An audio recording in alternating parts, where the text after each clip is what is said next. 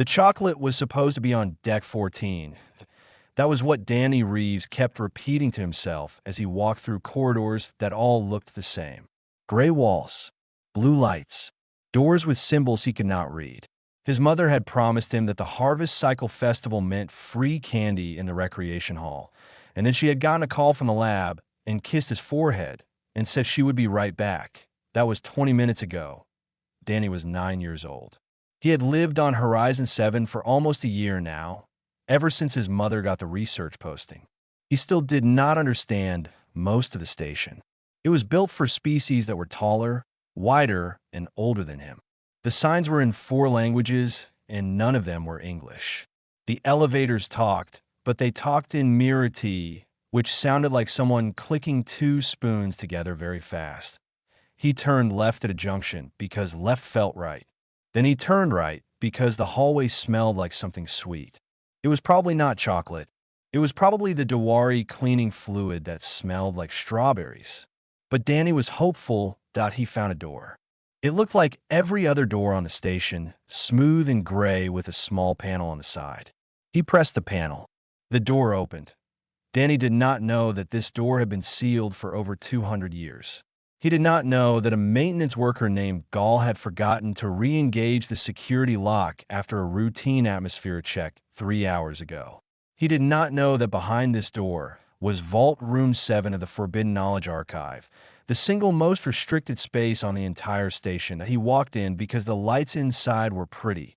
The room was round and dark, except for the things on the shelves. There were crystals everywhere, arranged on pedestals and floating in small energy fields. They glowed in soft colors: blue, green, gold, and a deep purple that reminded Danny of grape candy. Cool, Danny said. He walked to the nearest pedestal and picked up a crystal that was about the size of his fist. It was warm. The second his fingers closed around it, it lit up like a flashlight and projected a massive image across the ceiling. Stars. Hundreds of thousands of stars, connected by thin golden lines, with symbols floating next to each one. Danny looked up at it and tilted his head. "That is not candy," he said. He put it back and tried another one. This one was green and shaped like an egg. When he touched it, it hummed and projected a wall of text in a language that looked like someone had drawn pictures of insects and arranged them in rows. Danny tried to lick the green crystal, just in case. It tasted like metal and dust. He tried a third crystal, then a fourth. Each one lit up when he touched it, filling the room with overlapping holograms of star maps and ancient writing and mathematical equations that would have made a university professor cry.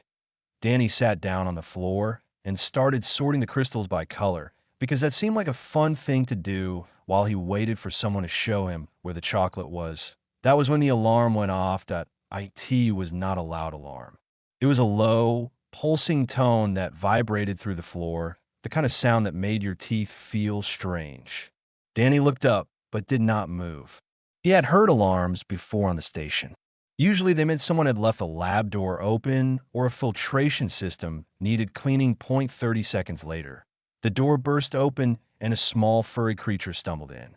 It was Rulo, the Dewari archivist on duty. He was about 3 feet tall, covered in brown and white fur, and had wide black eyes that were currently wider than Danny had ever seen eyes go. Rulo stared at Danny. Danny stared at Rulo. The holograms from 4 activated crystals danced across both of them. "Hi," Danny said. "Do you know where the candy is?" Rulo opened his mouth. No sound came out. He looked at the crystals in Danny's hands, then at the holograms on the ceiling, then back at Danny. His whole body was shaking. "Those," Rulo whispered, "are the remnant codices." "Okay," Danny said. "But do you have candy?"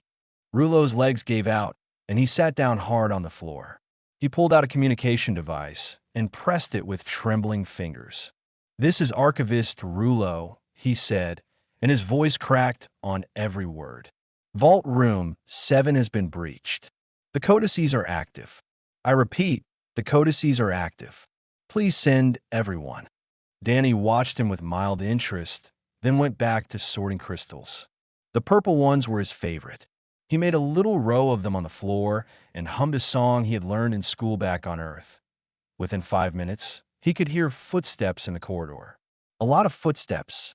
Running footsteps. Danny did not know that he had just activated artifacts that the greatest minds in the galaxy had failed to unlock for over 1,000,000 years. He did not know that entire academic careers have been built and destroyed trying to understand these objects.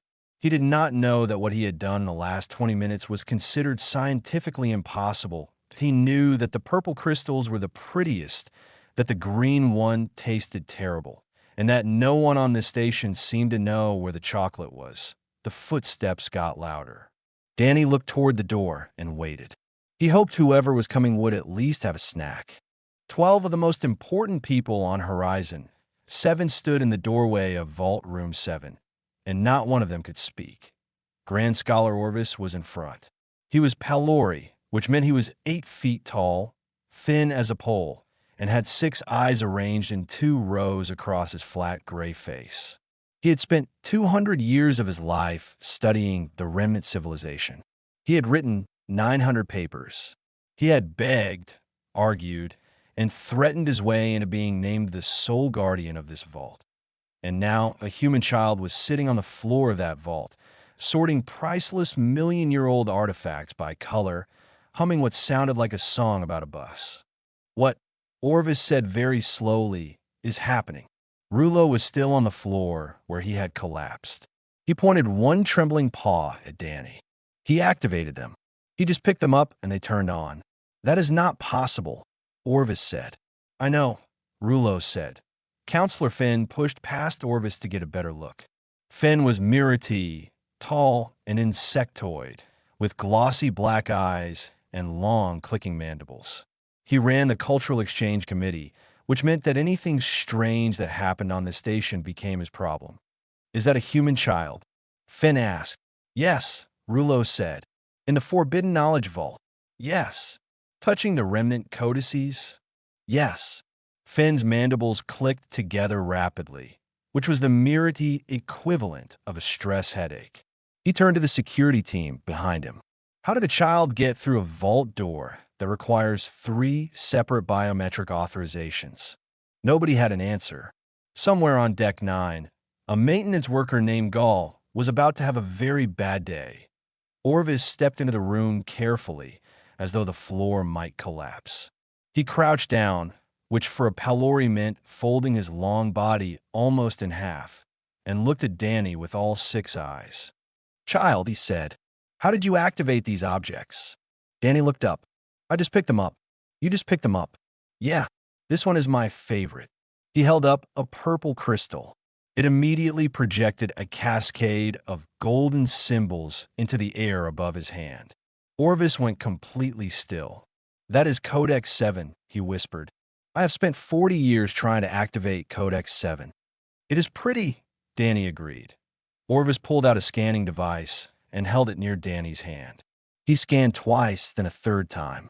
His 6 eyes blinked in sequence, which meant he was processing something that did not make sense. His bioelectric signature, Orvis said to the room without looking away from the scanner. The frequency matches the activation threshold. Human bioelectric patterns, specifically in pre-adolescent development, are almost identical to the remnant calibration key. The room was silent. Are you saying, Finn said, clicking each word out carefully, that a human child is the key to the most important archaeological discovery in galactic history? I am saying, Orvis replied, that human children have always been the key. We simply never brought one here before. The weight of that statement settled over the room like a blanket.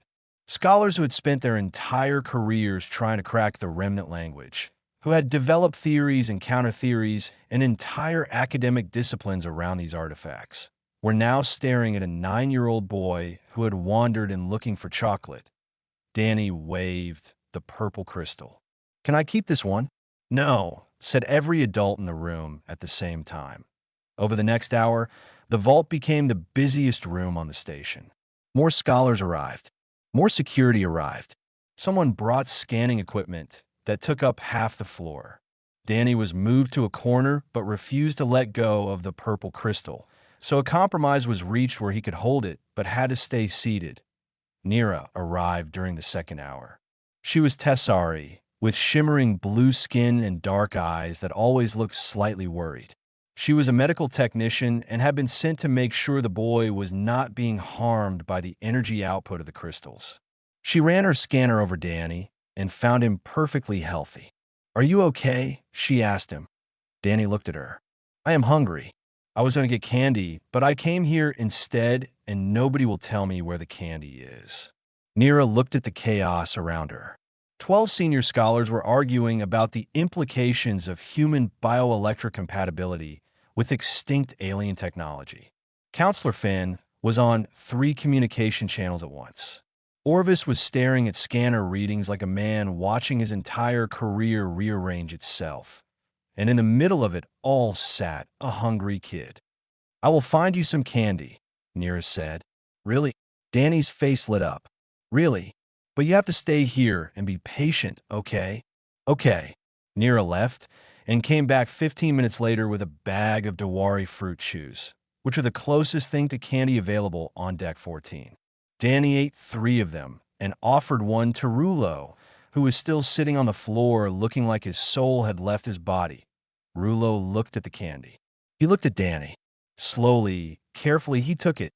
"Thank you," Rulo said. "You are welcome," Danny said. "Your fur is really soft. Can I pet you?" "I would rather you did not." "Okay." In the background, Orvis was dictating notes into a recorder. His voice was flat and careful, the voice of a scientist trying very hard not to scream.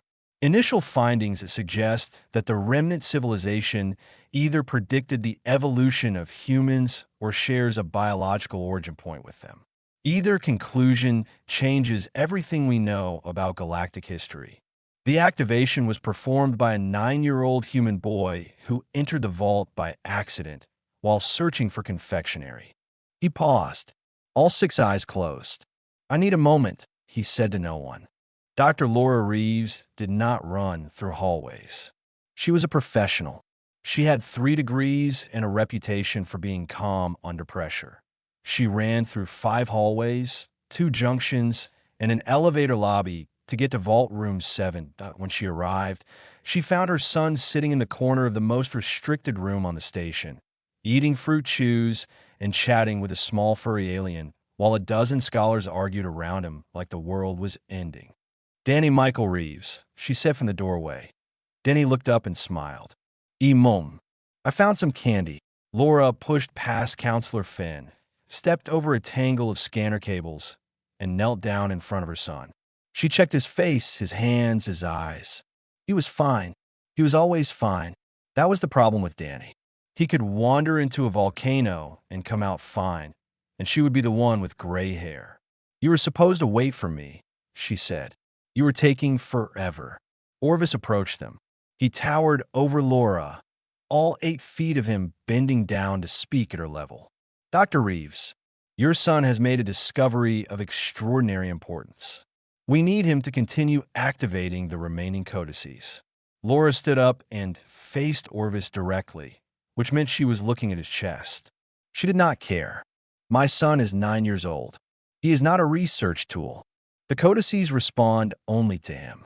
We have tested every other individual on this station. I do not care if they respond only to tap dancing. He is a child." The argument lasted 2 hours. Finn mediated. Nira stood nearby holding Danny's fruit chews. Rulo sat next to Danny and said nothing because he was an archivist and arguments made him nervous.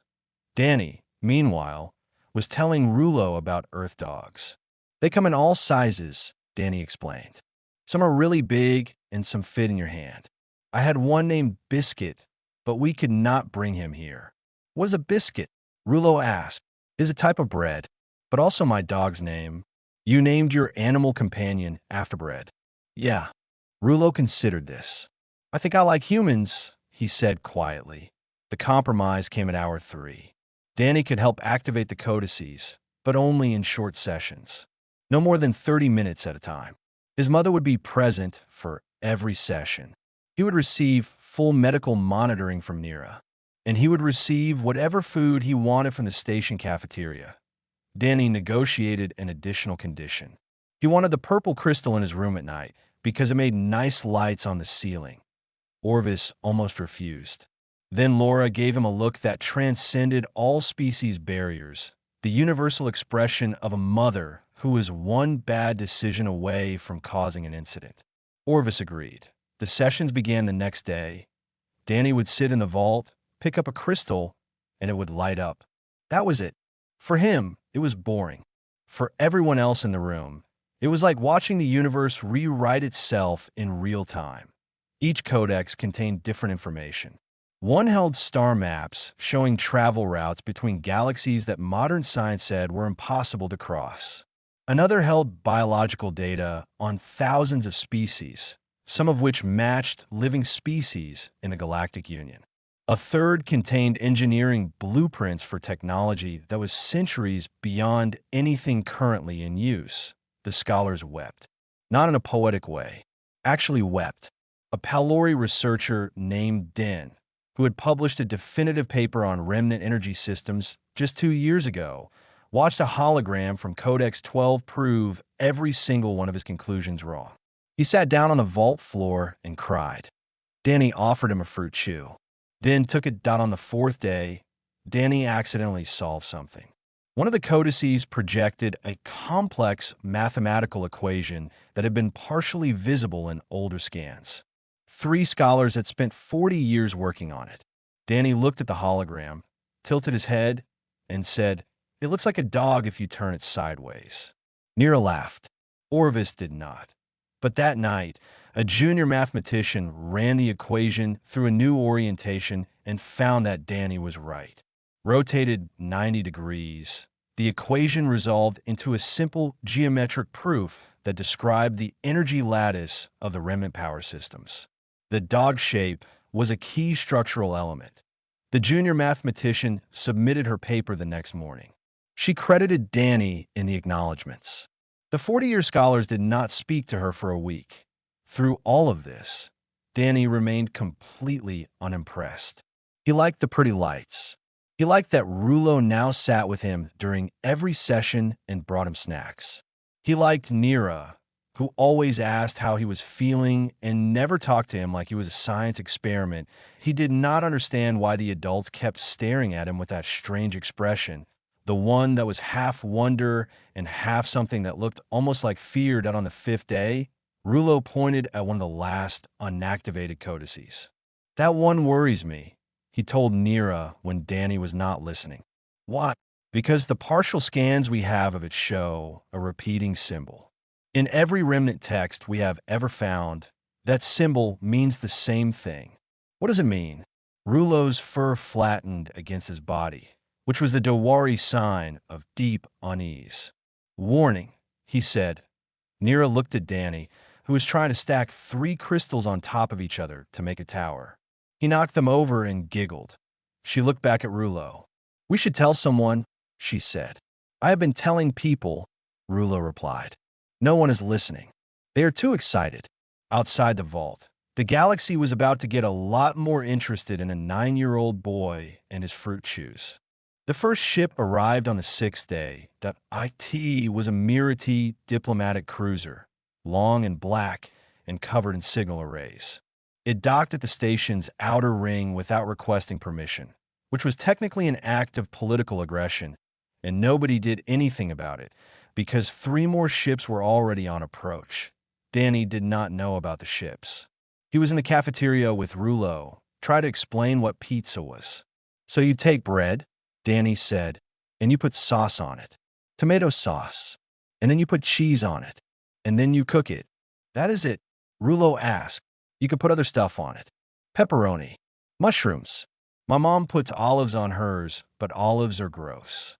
I do not know what any of those things are. They are toppings, Rouleau." 3 decks above them, Counselor Finn was in a meeting that had been going for 4 hours and was only getting worse.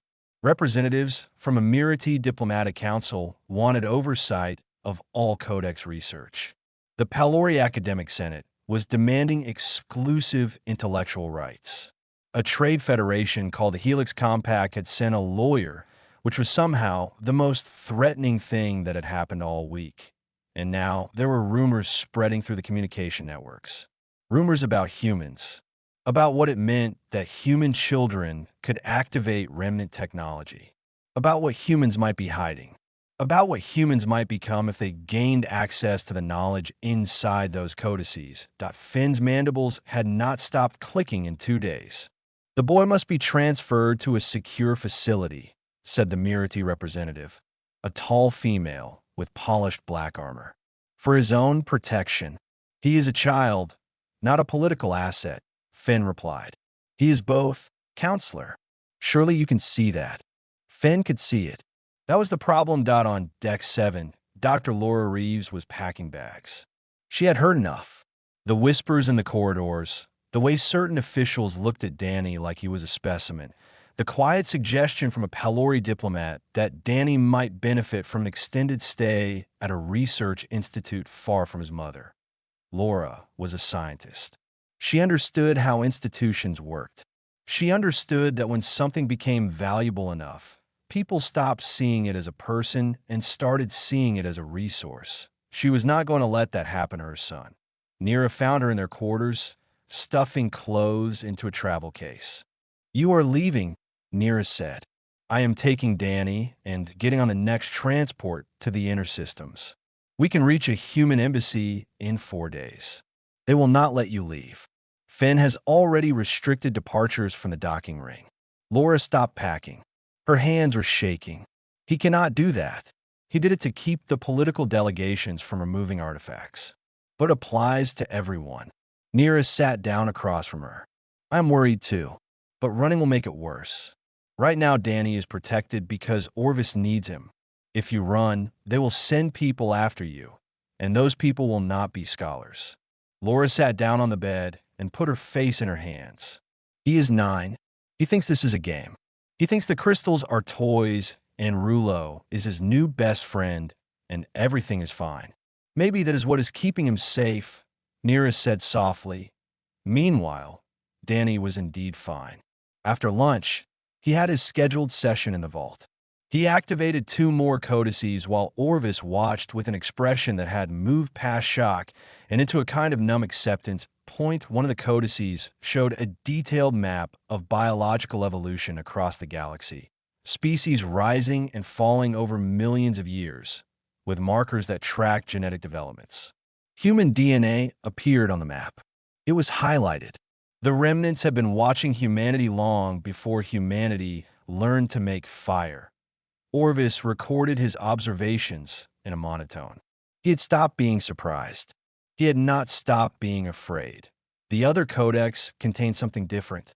Music, or what the remnants considered music. It filled the vault with deep, layered tones that vibrated through everything in the room. Danny sat and listened with his eyes closed. Rulo sat next to him. Neither of them moved until it was over. "That was nice," Danny said when it ended. Rulo wiped his eyes with the back of his paw. "Yes," he said. "It was." That evening, Nira pulled Orvis aside. "The warning symbol on the last 2 codices. Have you translated it yet?" Orvis hesitated. That was unusual. In 200 years of academic work, Orvis did not hesitate. "Partially," he said. "The symbol does mean warning, but it is paired with another symbol that we have seen before in remnant ruins across the galaxy." "What does it mean?" "Guardian." "Guardian of what?" Orvis looked at her. 3 of his 6 eyes blinked, which meant he was choosing his next words very carefully. "Of everything," he said. 2 codices remained. The political delegations were demanding they be activated immediately. Laura was demanding they never be activated at all. Finn was caught in the middle, clicking his mandibles until they ached. And Danny was in his room, lying on his bed, watching the purple crystal project soft patterns of light across his ceiling. Rulo had given him a new bag of fruit chews before bedtime. Nira had read him a story from her own childhood, a Tessari tale about a fish that swam between stars that he was happy. He was completely, perfectly, dangerously happy, and somewhere in the last 2 crystals, something very old was waiting for him. Nobody asked Danny if he wanted to go back into the vault. That bothered Nira more than anything else. There were meetings about schedules, debates about safety protocols, arguments about who would be allowed to observe. There were memos and authorizations and formal requests stamped by 4 different governing bodies. But nobody walked up to Danny Reeves and said, "Hey, do you want to do this?" Nira did. She found him in the cafeteria that morning, eating something that the food processor insisted was a pancake, but looked more like a beige disc. "Danny," she said, sitting across from him, "they want you to activate the last 2 codices today. How do you feel about that?" Danny chewed his pancake. "Will Rulo be there?" "Yes." "Okay. You do not have to do it if you do not want to." He looked at her with the simple, clear expression that only children and very honest adults could manage. "Nira, it is just picking up shiny rocks. It is not hard." She smiled, but did not quite reach her eyes. She had read Orvis's notes. She knew what the warning symbols meant. She knew the word guardian. The vault was crowded when they arrived. More people than any previous session. The political delegations had forced their way in. Mirati officials in formal armor stood along one wall. Pelori academics lined the other. Finn was in the center, trying to maintain order. Laura stood directly behind Danny with her arms crossed and her jaw set. She had lost a fight to stop this. She had not lost the determination to stand between her son and anything that tried to hurt him. Orvis placed the second-to-last codex on the central pedestal. It was larger than the others, a deep amber color, and it pulsed with a slow internal light like a heartbeat. "Whenever you are ready," Orvis said to Danny. Danny picked it up. The hologram that exploded from the crystal was bigger than anything they had seen before. It filled the entire vault, floor to ceiling, wall to wall. Everyone stepped back. A few of the Mirati soldiers reached for weapons before Finn hissed at them to stop. It was a history. The complete history of the remnant civilization, told in images and sounds and symbols that the translation software could barely keep up with. It showed cities built on the surfaces of stars, ships that traveled between galaxies in seconds, art and music and science so advanced that it made everything the Galactic Union had ever achieved look like a child's drawing. And then it showed the end. Not destruction, not war, something else. The remnants had not died. They had chosen to leave. They had evolved beyond physical form, shedding their bodies the way a person sheds old clothes. They had become something else, something that existed in the spaces between stars, in the energy that held atoms together. Before they left, they had seeded the galaxy with their knowledge, locked inside crystals that would only respond to a very specific kind of being. The hologram showed the criteria: a developing biological system, a bioelectric frequency in a narrow, precise range, a mind that had not yet learned to want power. A child. The room was silent when the hologram faded. Scholars were not crying this time. They were too stunned to cry. Orvis placed the final codex on the pedestal. His hands were steady, but his 6 eyes were not. They kept blinking out of sequence. "This is the last one," he said. Danny reached for it. The moment his fingers touched the crystal, the vault changed. The walls began to glow. The floor vibrated. Every codex that Danny had activated over the past week lit up simultaneously, their holograms merging into a single column of light in the center of the room. The light took shape. That IT was tall, at least 12 feet, and it was made of crystal and light woven together into a form that was almost humanoid, but not quite. It had no face, but it had presence. The kind of presence that filled the room and pressed against the walls and made every living thing in the vault feel very, very small. The Guardian. Every soldier drew a weapon. Finn shouted for them to stand down. Laura grabbed Danny and pulled it behind her. Orvis stood frozen, staring up at the being he had spent 2 centuries trying to understand. The Guardian did not move. It did not threaten. It simply existed, radiating a patient, ancient awareness that made the air taste like copper and starlight. Then it spoke, not in Mirati or Pelori or any galactic language. It spoke in English. Simple, clear, slightly accented English. "You open the codices," it said. Its voice came from everywhere at once. Danny peered around his mother's leg. "Yeah, that was me." The Guardian looked down at him. It did not have eyes, but Danny could feel it looking. "Why did you come here?" it asked. Every scholar in the room held their breath. This was the moment. A million years of waiting. An intelligence beyond anything the galaxy had ever known was asking the question that would determine the fate of civilizations. Everything that happened next depended on this answer. Laura tightened her grip on Danny's shoulder. Finn's mandibles went still. Orvis leaned forward. Danny looked up at the towering figure of light and crystal and said, "I was looking for candy." The Guardian said, "Nothing. 1 second. 2 seconds. 5 seconds." Then it laughed. It was a deep, warm, resonant sound that shook the crystals and made the holograms flicker and filled the vault with something that felt impossibly, absurdly, like joy.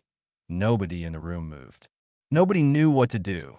Danny smiled because someone had laughed at something he said, and that was always nice. The laughter faded, but the warmth stayed. The Guardian stood in the center of Vault Room 7, 12 feet of crystal and light, and it looked at the room full of terrified geniuses and armed soldiers, and one very calm 9-year-old boy. "Do you know," the Guardian said, "how many civilizations have tried to open these codices?" Nobody answered. Hundreds. Over 1,000,000 years. They sent their best minds, their strongest warriors, their most advanced machines. They tried logic. They tried force. They tried prayer. The Guardian paused. None of them thought to send a child who wanted candy. Orvis found his voice. It came out thin and careful. The codices were calibrated to a child's bioelectric signature. It was a deliberate choice. "Yes." "Why?" The Guardian turned toward him.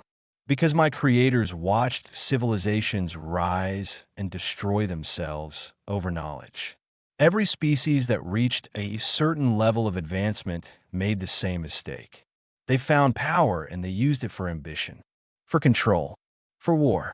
My creators wanted their legacy to survive, but they did not trust ambition to carry it safely." The Guardian looked back at Danny. "So they designed a lock that could only be opened by someone with no ambition at all.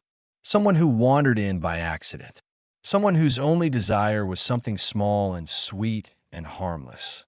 "I really did just want candy," Danny confirmed. "I know," the Guardian said. "That is why you passed." Finn stepped forward. His mandibles were still for the first time in days. "Passed what exactly?" "The test. Every civilization that tried to open the codices sent someone who wanted what was inside. Scholars who wanted knowledge. Leaders who wanted power. Generals who wanted weapons. The lock rejected all of them, not because they were unworthy, but because wanting the knowledge was itself the disqualification." The Guardian raised one hand, and the holograms from every codex reappeared, filling the vault with overlapping light. Star maps. Histories, blueprints, music, mathematics, the complete collected wisdom of the most advanced civilization the galaxy had ever produced. "Now," the Guardian said, "I will ask the rest of you. Why are you here?" It turned to Orvis first.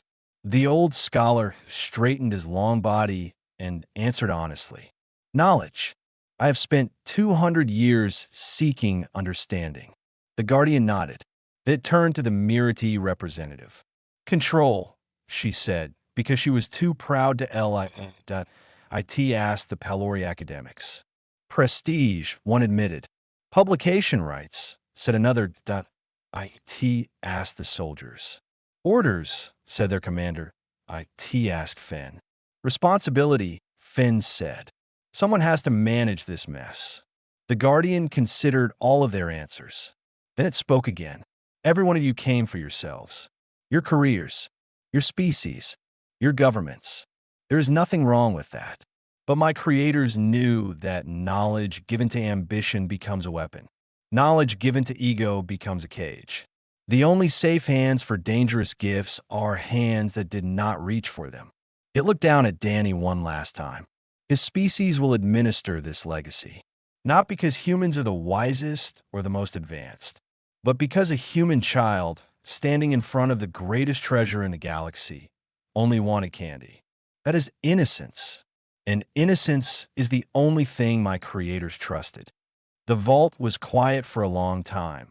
Then the Mirati representative spoke. You are giving control of remnant technology to humans? Based on the behavior of one child, I am giving stewardship, the Guardian corrected. And yes, based on the only honest answer I have received in a million years. The political fallout would take months, maybe years.